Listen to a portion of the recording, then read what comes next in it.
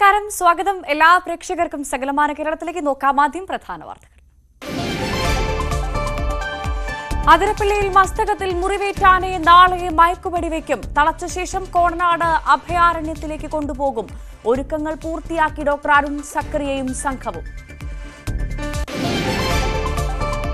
ഇടുക്കി ആനയിറങ്കൽ ഡാമിൽ 2 പേർ മുങ്ങി മരിച്ചു. മരിച്ചത് രാജകുമാരി പഞ്ചായത്ത് അംഗം തച്ചമറ്റത്തിൽ ജെയ്സണും സുഹൃത്ത് ബിജുവും. ഇരുവരെയും കാണാതായത് ഇന്നലെ. മലപ്പുറം കോഡൂർ പഞ്ചായത്ത് അംഗത്തിന്റെ മാലിന്യ സംഭരണ കേന്ദ്രത്തിൽ തീപിടുത്തം. 8 ജീവനക്കാരെ സുരക്ഷിതരായി പുറത്തെത്തിച്ചു. തീ കെടുത്തിയത് മണിക്കൂറുകൾക്ക് ശേഷം. ഒഴിഞ്ഞ പറമ്പിൽ തമ്മിലടിച്ച് വിദ്യാർത്ഥികൾ. ഒടുവിൽ ഒരുമിച്ച് ബൈക്കിൽ യാത്ര. സംഘർഷം മണ്ണാർക്കാട് MES കോളേജിലെ വിദ്യാർത്ഥികൾ തമ്മിൽ.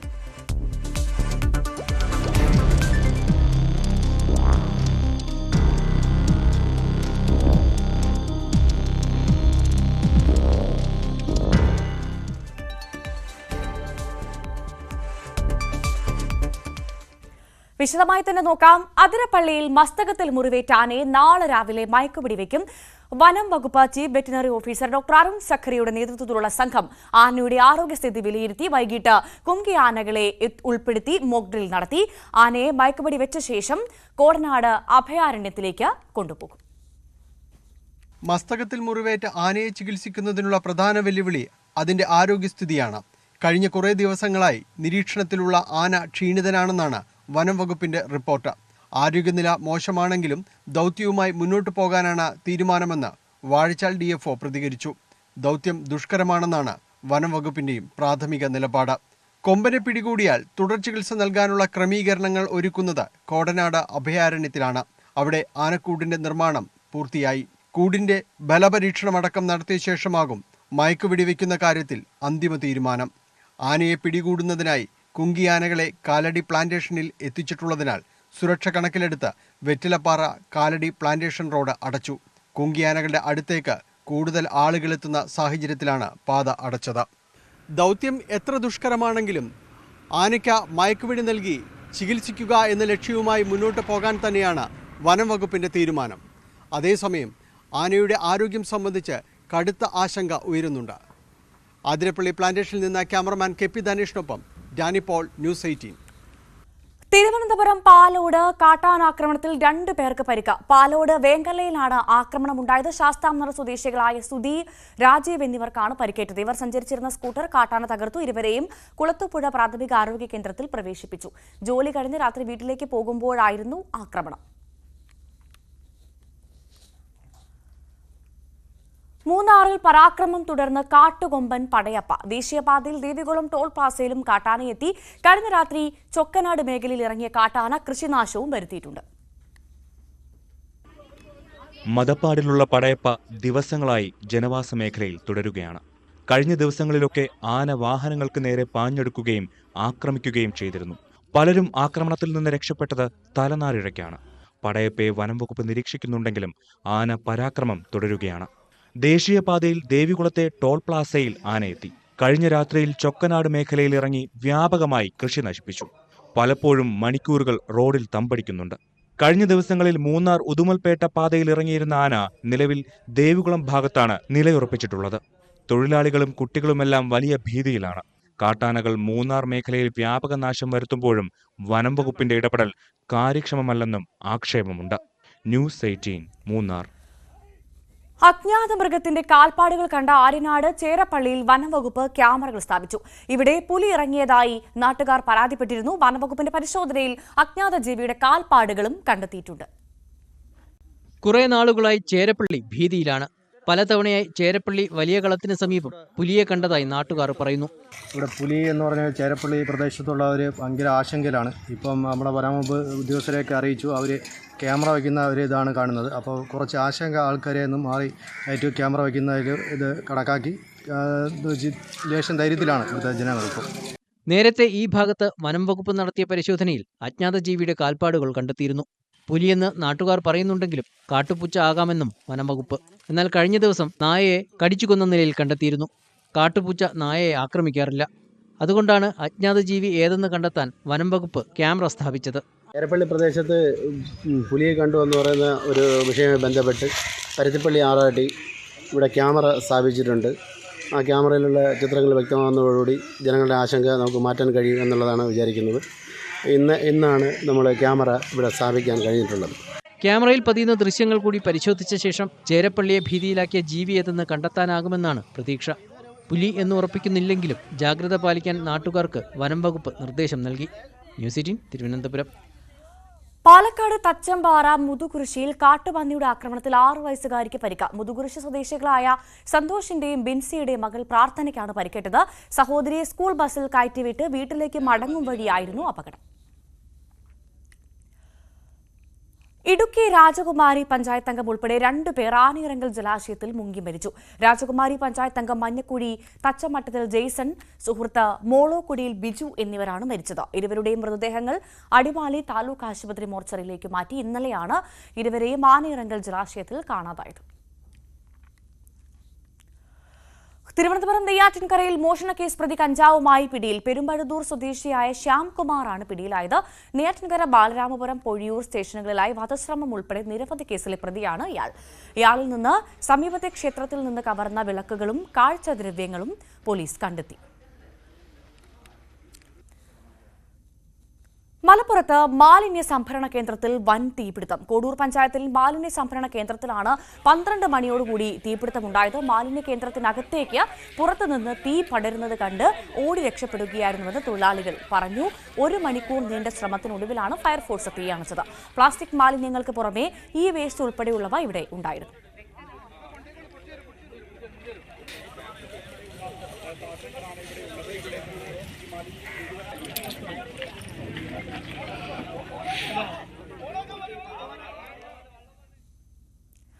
തിരുവനന്തപുരം കാര്യവട്ടം ഗവൺമെന്റ് കോളേജിൽ 1ാം വർഷ ബിരുദ വിദ്യാർത്ഥി റാഗിങ്ങിന് ഇരയായ സംഭവത്തിൽ സീനിയർ വിദ്യാർത്ഥികളായ 7 പേർക്ക് സസ്പെൻഷൻ. യൂണിറ്റ് മുറിയിൽ കൊണ്ടുപോയി ക്രൂരമായി റാഗ് ചെയ്തത് SFI പ്രവർത്തകരാണെന്നാണ് വിദ്യാർത്ഥിയുടെ മൊഴിയുള്ളത്. കോളേജിലേക്ക് യൂത്ത് കോൺഗ്രസ് പ്രവർത്തകർ പ്രതിഷേധ മാർച്ചും നടത്തി. കഴിഞ്ഞ 11-ന് ക്യാമ്പസിൽ ജൂനിയർ സീനിയർ വിദ്യാർത്ഥികൾ തമ്മിലുണ്ടായ വാക്കുതർക്കം കയ്യാങ്കളിയിൽ കലാശിച്ചിരുന്നു. പിന്നാലെ 1ാം വർഷ ബയോടെക്നോളജി വിദ്യാർത്ഥിയായ ബിൻസ് ജോസിനെ യൂണിറ്റ് മുറിയിൽ കൊണ്ടുപോയി ക്രൂരമായി മർദ്ദിച്ചു. SFI പ്രവർത്തകരാണ് റാഗ് ചെയ്തതെന്ന് വെളിപ്പെടുത്തിയ വിദ്യാർത്ഥി ദുരനുഭവം വിവരിച്ചു. ഷർട്ട് വലിച്ചു കീറി, കുടിക്കാൻ വെള്ളം ചോദിച്ചപ്പോൾ തുപ്പിയ വെള്ളം നൽകി. ഞാൻ വെള്ളം ചോദിച്ചു, തൊണ്ടാണ്ട് വെള്ളം ചോദിച്ചപ്പോൾ എല്ലാവരും പുറത്തിറങ്ങിയിട്ട് വെള്ളം ഒരു ചേട്ടൻ ഇങ്ങനെ പാവല്ലേ കൊടുക്കാന്ന് പറഞ്ഞ് ഒരു കുപ്പി വെള്ളം കൊണ്ട് തന്നു. അങ്ങനെ അത് വേലെന്ന് പറഞ്ഞാൽ പകുതി കളഞ്ഞിട്ട് വാണ്ട് തുപ്പി വായിക്കത്തെടുത്ത് തുപ്പിക്കിട്ട് ലാസ്റ്റ് വന്നത് വായ കൊണ്ട് എടുത്തിട്ട് തുപ്പിയിട്ടാണ് എനിക്ക് കുടിക്കാൻ തന്നത്. ഞാനാണെങ്കിൽ കുടിക്കില്ല എന്ന് പറഞ്ഞപ്പോൾ ഞാൻ പകുതി കുടിച്ചിട്ട് തുപ്പാൻ വേണ്ടി വന്നപ്പോൾ തുപ്പിയ അടിക്കുമെന്ന് പറഞ്ഞ് തലയടിച്ച് പൊട്ടിക്കുമെന്ന് പറഞ്ഞ്. മറ്റൊരു ജൂനിയർ വിദ്യാർത്ഥിയെ തിരഞ്ഞെത്തിയ സംഘമാണ് ബിൻസിനെ മർദ്ദിച്ചത്. കോളേജിലെ ആന്റി റാഗിംഗ് സെൽ നടത്തിയ അന്വേഷണത്തിൽ റാഗിംഗ് നടന്നതായി കണ്ടെത്തിയിരുന്നു. സംഭവത്തിൽ കോളേജ് പ്രിൻസിപ്പൽ കഴക്കൂട്ടം പോലീസിൽ പരാതി നൽകി. കേസെടുത്ത് പോലീസ് അന്വേഷണം നടത്തി വരികയാണ്. റാഗ് ചെയ്ത 7 സീനിയർ വിദ്യാർത്ഥികളെ കോളേജിൽ നിന്ന് സസ്പെൻഡ് ചെയ്തു. സംഭവത്തിൽ പ്രതിഷേധിച്ച് യൂത്ത് കോൺഗ്രസ് പ്രവർത്തകർ കോളേജിലേക്ക് മാർച്ച് നടത്തി. ന്യൂസ് 18 തിരുവനന്തപുരം. കോഴിക്കോട് പയ്യോളിയിൽ 8ാം ക്ലാസ്സുകാരന് ക്രൂരമർദ്ദനം. മർദ്ദനത്തിൽ 13-കാരന്റെ കർണപടം തകർന്നു. പരാതി നൽകിയിട്ടും പോലീസ് ഇടപെടൽ വൈകിയെന്നാണ് കുടുംബം ആരോപിക്കുന്നത്.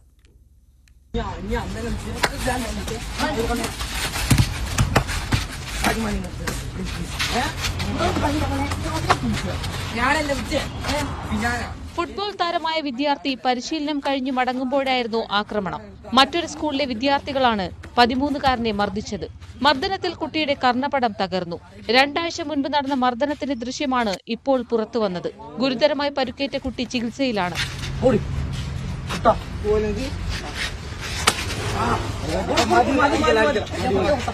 പേരും സ്കൂളും ചോദിച്ച് സ്കൂൾ പറഞ്ഞപ്പോൾ അടിച്ച്. എൻ്റെ സ്കൂളല്ല, വേറെ സ്കൂളിൽ പഠിക്കുന്ന കുട്ടിയാണ്. തലക്കും ചെവിക്കും അടിച്ച് ചായിട്ടൊക്കെ ചെയ്തു. ചെവിക്ക് പാടൊക്കെ ഹോൾസ് ഉണ്ട്. അന്ന് തലവേദന ഒക്കെ ഉണ്ടായിരുന്നു. ചെവി അടയൊക്കെ ചെയ്തു. ഇരു സ്കൂളുകളിലെ വിദ്യാർത്ഥികൾ തമ്മിൽ നേരത്തെ തർക്കമുണ്ടായിരുന്നു. എന്നാൽ മർദ്ദിച്ചവരെ മുൻ പരിചയമില്ലെന്നാണ് കുടുംബം പറയുന്നത്.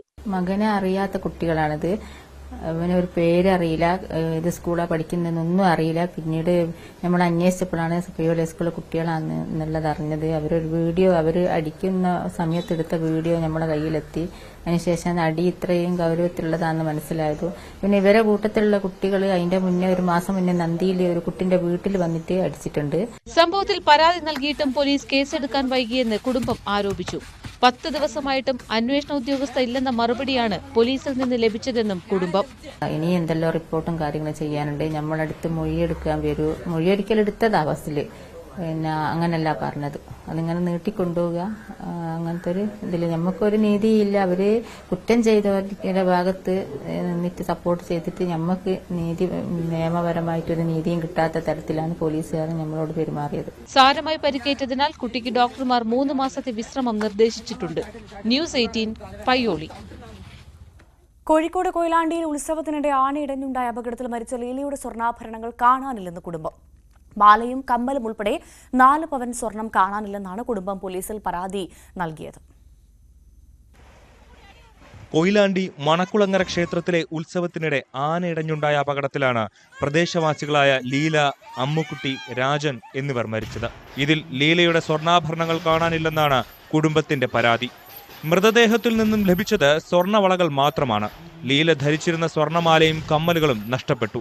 അപകടം നടന്നയുടൻ ലീലയെ ആശുപത്രിയിലെത്തിച്ചത് മകൻ ലിഗേഷും ബന്ധുക്കളുമായിരുന്നു. ആ സമയത്ത് ലീലയുടെ ശരീരത്തിൽ ആഭരണങ്ങൾ ഉണ്ടായിരുന്നതായി കുടുംബാംഗങ്ങൾ പറഞ്ഞു.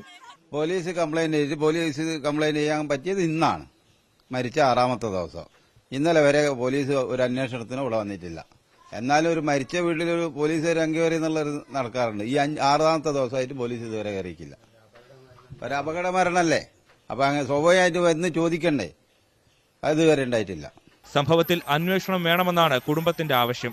കുടുംബാംഗങ്ങൾ വിഷയം ദേവസ്വം മന്ത്രി VN വാസവന്റെയും കാനത്തിൽ ജമീല MLAയുടെയും ശ്രദ്ധയിൽപ്പെടുത്തിയിട്ടുണ്ട്. ന്യൂസ് 18 കോഴിക്കോട്. പത്തനംതിട്ട പെരുന്നാട്ടെ ഡിവൈഎഫ്ഐ പ്രവർത്തകൻ ജിതിൻ വധക്കേസ് രാഷ്ട്രീയ കൊലപാതകമാണെന്ന നിലപാടിൽ ഉറച്ച CPM. പ്രതികളിൽ ചിലർക്ക് പാർട്ടി ബന്ധമുണ്ടെന്ന ആരോപണം നിലനിൽക്കെയാണ് കൊലപാതകം നടത്തിയത് RSSുകാരാണെന്ന് CPM ആവർത്തിക്കുന്നത്. അതേസമയം ഫണ്ട് പിരിക്കാനുള്ള CPM ശ്രമം പൊളിഞ്ഞുവെന്ന് BJPയും പരിഹസിച്ചു. കൊല്ലപ്പെട്ട ജിതിന്റെ സംസ്കാരം നാളെ നടക്കും. ജിതിൻ വധക്കേസുമായി ബന്ധപ്പെട്ട് പത്തനംതിട്ടയിൽ രാഷ്ട്രീയ ആരോപണങ്ങൾ കൊഴുക്കുകയാണ്. പ്രതിപ്പട്ടികയിലെ ചിലരുടെ CPM ഡിവൈഎഫ്ഐ ബന്ധം പുറത്തായതോടെ വിഷയത്തിൽ പാർട്ടി പ്രതിരോധത്തിലായി. കേസിലെ പ്രതികളിലൊരാളായ നിഖിലേഷ് സിയറ്റുകാരനാണെന്ന് അമ്മ പറഞ്ഞതും നേതൃത്വത്തെ വെട്ടിലാക്കി. പക്ഷേ നിലപാടിൽ മാറ്റം വരുത്താൻ ജില്ലാ സെക്രട്ടറി രാജു അബ്രഹാം തയ്യാറായിട്ടില്ല. ജിതിൻ്റേത് രാഷ്ട്രീയ കൊലപാതകമാണെന്നും കൊന്നത് RSS സംഘം തന്നെയാണെന്നും രാജു അബ്രഹാം ആവർത്തിച്ചു. ഒരിക്കലും അവർക്ക് RSSനോ BJPക്കോ അവിടുത്തെ BMSനോ ഇതിനകത്തുനിന്ന് കൈ കഴുകാനുള്ള യാതൊരു രക്ഷയും ഉണ്ടാകത്തില്ല. കൈ കഴുകി രക്ഷപ്പെടാൻ എന്ന് ഒരു കാരണവശാലും കഴിയില്ല. സാമൂഹ്യ വിരുദ്ധന്മാരുടെ ഒരു സംഘമാണ് ഈ അവിടുത്തെ പ്രധാനപ്പെട്ട RSSന്റെ പ്രവർത്തകർ. നിഖിലേഷ് അവിടെ അറിയപ്പെടുന്ന ഒരു RSS ക്രിമിനലാണ്. അദ്ദേഹത്തിന് CITയുമായിട്ട് CPMുമായിട്ട് യാതൊരു ബന്ധവുമില്ല. കൊലപാതകം RSSന്റെ തലയിൽ കെട്ടിവെച്ച് പിരിവ് നടത്താനുള്ള CPM ശ്രമം പൊളിഞ്ഞുവെന്ന് BJP തിരിച്ചടിച്ചു. നിരവധി പ്രാവശ്യം MLA ആയിട്ടുള്ള CPMന്റെ ജില്ലാ സെക്രട്ടറി ആയിട്ടുള്ള രാജു അബ്രഹാം സംഭവം നടന്ന് മണിക്കൂറുകൾക്കകം തന്നെ പറഞ്ഞത് BJP സംഘപരിവാരമാണെന്നുള്ളത്. അദ്ദേഹം പച്ച കള്ളമാണ് പറഞ്ഞതെന്നുള്ളത് ജനങ്ങൾ തിരിച്ചറിഞ്ഞു എന്നുള്ളതിന്റെ ജാള്യത മറയ്ക്കാനാണ് അദ്ദേഹം ഇത് പറഞ്ഞുകൊണ്ടിരിക്കുന്നത്. 1ാം പ്രതിയായിട്ടുള്ള നിഖിലേഷിന്റെ അമ്മ തന്നെ പറഞ്ഞിട്ടുണ്ട് ഇത് CITക്കാരനാണ് മകൻ എന്നുള്ള കാര്യം പറഞ്ഞിട്ടുണ്ട്. അപ്പോൾ അത് പുറത്തു വന്നപ്പോൾ അതിനെ എങ്ങനെയും മൂടാൻ വേണ്ടിയിട്ട് എനിക്കറിയത്തില്ല എന്നുള്ള കള്ളപ്രചരണമായിട്ട് രാജു അബ്രഹാം ഇറങ്ങി തിരിച്ചിരിക്കുകയാണ്. കൊലപാതകത്തിന്റെ CCTV ദൃശ്യങ്ങൾ അന്വേഷണ സംഘം ശേഖരിച്ചിട്ടുണ്ട്. കേസിലെ മുഴുവൻ പ്രതികളെയും റിമാൻഡ് ചെയ്തു. പ്രതികളെ കസ്റ്റഡിയിൽ വാങ്ങി വീണ്ടും ചോദ്യം ചെയ്യാനുള്ള നീക്കത്തിലാണ് അന്വേഷണ സംഘം. ന്യൂസ് 18 പത്തനംതിട്ട. ഒഴിഞ്ഞ പറമ്പിൽ വിദ്യാർത്ഥികൾ തമ്മിൽ തല്ലി. നാട്ടുകാർ ഇടപെട്ടതോടെ ഒടുവിൽ ഒരുമിച്ച് ബൈക്കിൽ യാത്ര. മണ്ണാർക്കാട് MES കോളേജിലെ വിദ്യാർത്ഥികൾ തമ്മിൽ തല്ലിയത്.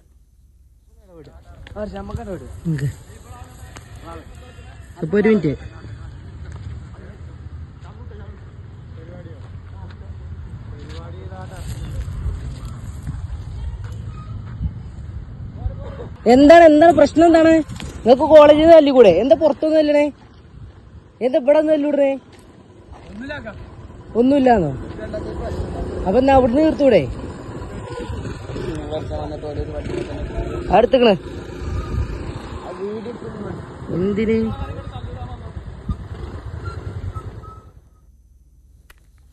കൊണ്ടോട്ടിയിലെ കർഷകരുടെ കാട്ടുപന്നി ആശങ്കയ്ക്ക് പരിഹാരം നൽകി റൈഫിൾ ഷൂട്ടർമാരുടെ സംഘം. കഴിഞ്ഞ ദിവസം മേഖലയിൽ നിരവധി പന്നികളെയാണ് സംഘം വെടിവെച്ച് വീഴ്ത്തിയത്. കാട്ടുപന്നി ശല്യത്തിൽ വലഞ്ഞിരിക്കുകയാണ് കൊണ്ടോട്ടി നഗരസഭയിലെ കർഷകരും പൊതുജനങ്ങളും. കാട്ടുപന്നികൾ കൃഷി നശിപ്പിക്കുന്നതിന് പുറമെ ആളുകളെയും ആക്രമിക്കുന്നു എന്നതാണ് മറ്റൊരു ഭീഷണി. ഈ പ്രശ്നത്തിന് കുറച്ചെങ്കിലും ആശ്വാസം നൽകുന്നതായിരുന്നു റൈഫിൾ ക്ലബ് അംഗങ്ങളുടെ സേവനം. മലപ്പുറത്തെ റൈഫിൾ ക്ലബ്ബിലെ 14 അംഗങ്ങളാണ് കാട്ടുപന്നികളെ തേടി കൊണ്ടോട്ടി നഗരസഭയിലെ 4 വാർഡുകളിൽ എത്തിയത്. കോട്ടാശ്ശേരി ഭാഗത്തെ 25, 26, 27, 28 വാർഡുകളിൽ കാടുപിടിച്ച പ്രദേശങ്ങളിൽ നടത്തിയ പരിശോധനയിൽ നിരവധി പന്നികളെ വെടിവെച്ച് വീഴ്ത്തി. ഷൂട്ടർമാർക്കൊപ്പം വേട്ടനായ്ക്കളും പ്രദേശത്തെ അറിയുന്ന ആളുകളും ചേർന്നതോടെ കർഷകരെ വലയ്ക്കുന്ന ഒട്ടേറെ കാട്ടുപന്നികളെ നശിപ്പിക്കാനായി. ഈ പന്നിയുടെ ശല്യം അതിരൂക്ഷമാണ്. ഒരാൾക്കും ഒരു കൃഷി നടത്താൻ പറ്റുന്നില്ല. ഈ കൃഷി ഉപേക്ഷിക്കേണ്ട ഒരു സ്ഥിതിയാണ് ഇപ്പോൾ നിലവിലുള്ളത്. അതുകൊണ്ടാണ് നിരവധി തവണ നഗരസഭയിൽ ഈ കർഷകർ പരാതിപ്പെട്ടു. അതിൻ്റെ അടിസ്ഥാനത്തിലാണ് ഇപ്പോൾ ഇന്ന് ഈ ഓപ്പറേഷൻ നടന്നത്. ഈ ഓപ്പറേഷൻ ഒരു ഭാഗത്ത് ഇപ്പോൾ ഈ ഓപ്പറേഷൻ നടത്തി കഴിഞ്ഞു. ധാരാളം പന്നികൾ ഈ സ്ഥലങ്ങളിൽ അധിവസിക്കുന്നുണ്ട്. ഇനി രണ്ടാമത്തെ സ്ഥലത്തേക്ക് നീങ്ങാൻ വേണ്ടി പോവുകയാണ്. സൗജന്യമായാണ് സേവനത്തിന് ഇറങ്ങിയതെന്നും എവിടെ വേണമെങ്കിലും വിളിച്ചാൽ ഇതേ സേവനം നൽകാൻ തയ്യാറാണെന്നും റൈഫിൾ ക്ലബ് അംഗങ്ങൾ പറഞ്ഞു. ഒപ്പം സർക്കാരിന് മുന്നിൽ ഇവർക്ക് വയ്ക്കാൻ ഒരു അഭ്യർത്ഥനയും ഉണ്ട്.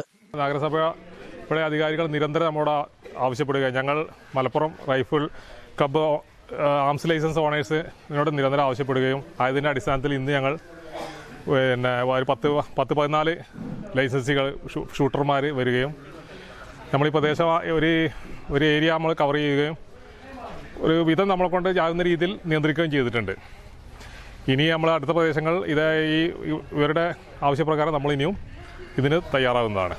കൊണ്ടോട്ടി നഗരസഭയിൽ വിവിധയിടങ്ങളിൽ വരും ദിവസങ്ങളിലും പന്നിവേട്ട തുടരുമെന്നത് കർഷകർക്ക് ഒരു പരിധിവരെ ആശ്വാസമാവുകയാണ്. ന്യൂസ് 18 മലപ്പുറം.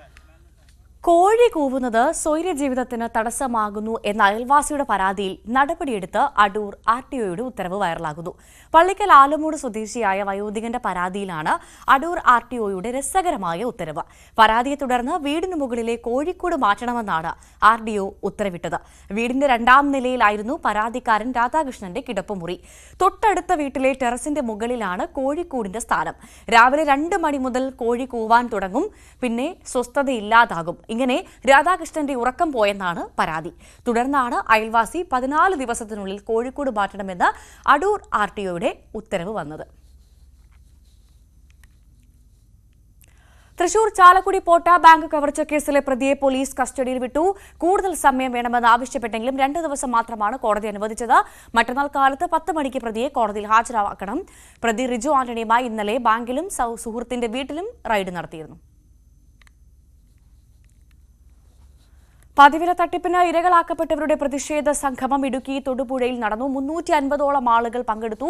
തട്ടിപ്പിന്റെ വിഹിതം സംഭാവനയായോ കൈക്കൂലിയായോ കൈപ്പറ്റിയുള്ള മുഴുവൻ ആളുകളിൽ നിന്നും പണം തിരിച്ചു പിടിക്കാൻ നടപടികൾ ഉണ്ടാകണമെന്നാണ് ഇരകൾ ആവശ്യപ്പെട്ടത്.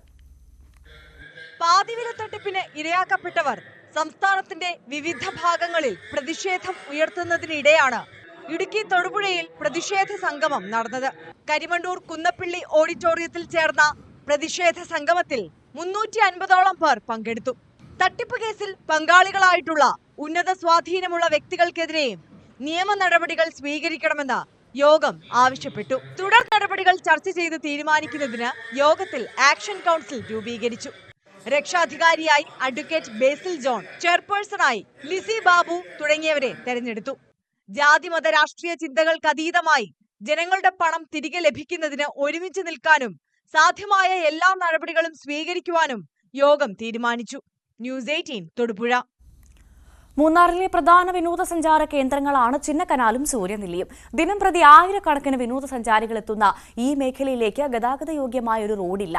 ദേശീയപാതയിൽ നിന്നും ചിന്നക്കനാലിലേക്കുള്ള 3 കിലോമീറ്റർ ദൂരം പൂർണ്ണമായും തകർന്ന് കുണ്ടും കുഴിയുമായി കിടക്കുകയാണ്.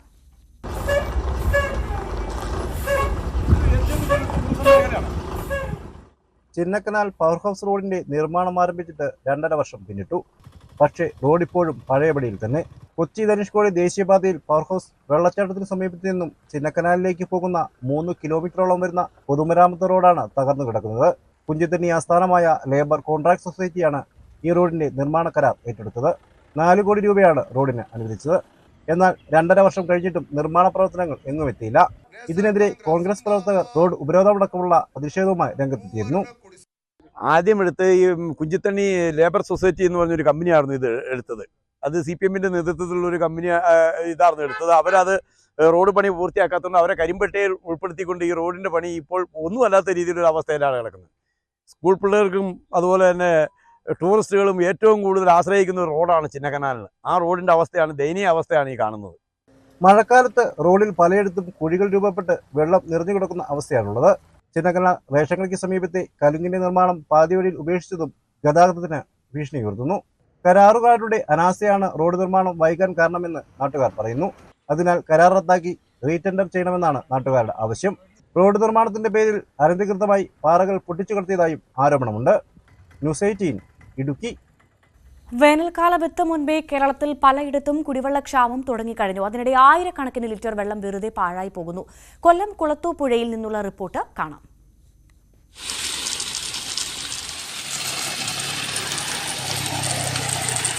സംസ്ഥാനത്ത് ഉയർന്ന ചൂട് അനുഭവപ്പെടുന്ന പ്രദേശങ്ങളിൽ ഒന്നാണ് പുനലൂർ. വേനൽ തുടക്കത്തിൽ തന്നെ ജലസ്രോതസ്സുകൾ വരണ്ടു.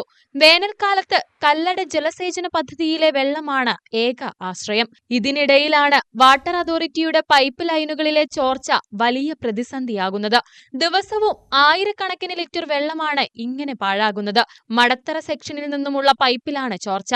ഇതോടെ ഉയർന്ന പ്രദേശങ്ങളിൽ വെള്ളം കിട്ടാനേയില്ല. കുടിവെള്ളം കിട്ടാക്കനിയാവുന്ന ഒരു അവസ്ഥയിലേക്ക് പോവുകയാണ്. എന്നിട്ടും ഓരോ ദിവസവും പൈപ്പ് തുറന്നു വിടുമ്പോൾ, അതല്ലെങ്കിൽ ആഴ്ചയിൽ 2-3 ദിവസം പൈപ്പ് തുറന്നു വിട്ടാൽ ഇങ്ങനെ ആയിരക്കണക്കിന് ശുദ്ധജലം ഈ റോഡിൽ ഈ അവിടുന്ന് ഒരു 1/2 കിലോമീറ്റർ കൂടി താപ്പോട്ട് ഒഴുകുന്നുണ്ട്, ഇങ്ങോട്ട് ഒഴുകുന്നുണ്ട്. ഇത് സ്ഥിരം കാഴ്ചയാണ്. യാതൊരു നടപടികളുമില്ല.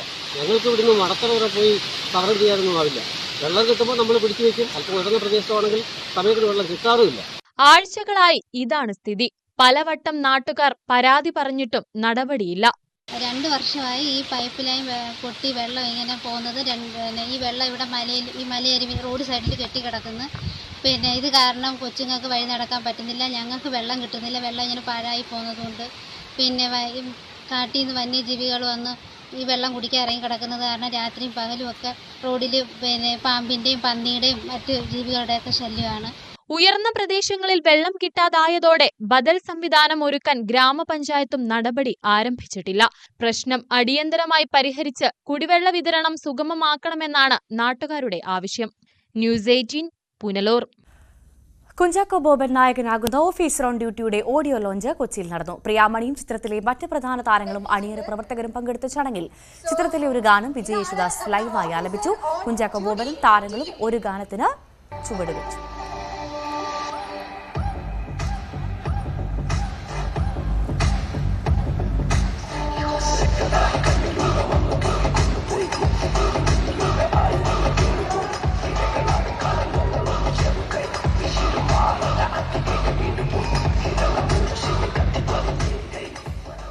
ഇമോഷണൽ ക്രൈം ഡ്രാമ ഗണത്തിലൊരുക്കിയ ഓഫീസർ ഓൺ ഡ്യൂട്ടി ഫെബ്രുവരി 20 തിയേറ്ററുകളിലെത്തും. നടൻ ജിത്തു അഷ്റഫാണ് സംവിധായകൻ. മാർട്ടിൻ പ്രക്കാട്, സിബി ചവറ, രഞ്ജിത്ത് നായർ എന്നിവർ ചേർന്നാണ് സിനിമ നിർമ്മിച്ചത്. വൈദ്യരത്നം ആയുർവേദ ട്രീറ്റ്മെന്റ് സെന്റർ കൊച്ചി പനമ്പള്ളി നഗറിൽ പ്രവർത്തനം തുടങ്ങി. മന്ത്രി പി രാജീവ് ഉദ്ഘാടനം ചെയ്തു. പഞ്ചകർമ്മ ചികിത്സ, വിദഗ്ധ ഡോക്ടർമാരുടെ സേവനം, ഫാർമസി തുടങ്ങിയവ ലഭ്യമാണെന്ന് വൈദ്യരത്നം ഗ്രൂപ്പ് ഡയറക്ടർ അഷ്ടവൈദ്യൻ ഡോക്ടർ ഇ.ടി. നീലകണ്ഠൻ പറഞ്ഞു. Hibi Eden MP, TJ Vinod MLA, KV Thomas എന്നിവർ പങ്കെടുത്തു.